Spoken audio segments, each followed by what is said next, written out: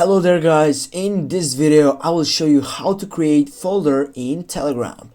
Guys, this is super easy and super fast. First, what you need to do is to go on your left upper side and click on the three dots icon. Then you should scroll down and find for settings. Now, as you can see on the settings side, you have the folders option and you need to go and click on it. Now you have create new folder. Click on that section. Here you can add the name of the folder, for example.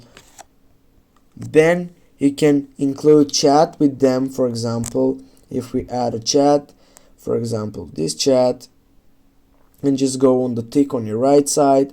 Also here you can remove chats, and also you can add another chat, and then you can go on the save side on your right upper side. Just save it, click on the folder here, go back, and if you go on this group here, as you can see right there, you have the option by sending everything that you have in your file here, as you can see on the second selection. Thanks guys for watching. Don't forget to hit that like and share the video, and if you have some problems, please comment down below in the section.